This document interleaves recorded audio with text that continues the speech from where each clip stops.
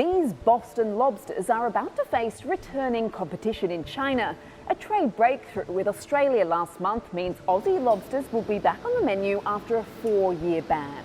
When we heard it, we're very pleased, and particularly after 4 years of being out of the market, when we were relying on 98% of our product going into China. It's been tough, so we're very happy to hear this announcement. China is Australia's biggest trading partner. The lobster trade was worth more than 700 million Aussie dollars in 2019.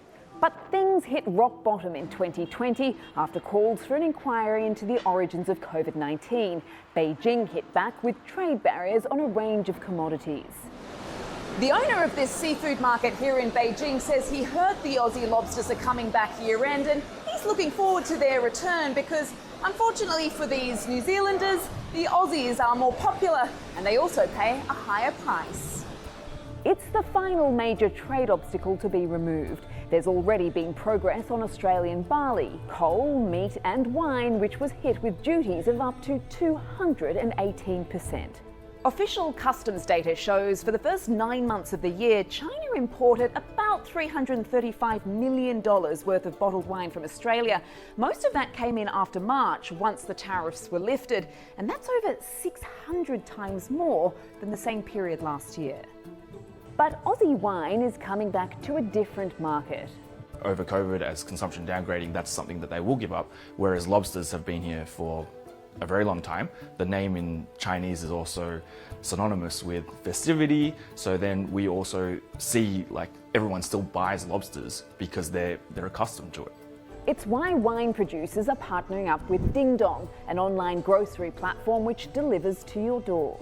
Instant delivery is really a channel that's leading the growth of wine consumption these days.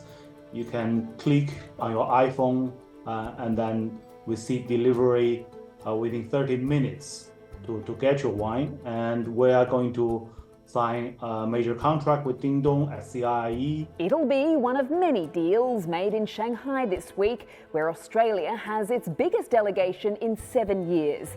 No doubt the new visa waiver program is also helping.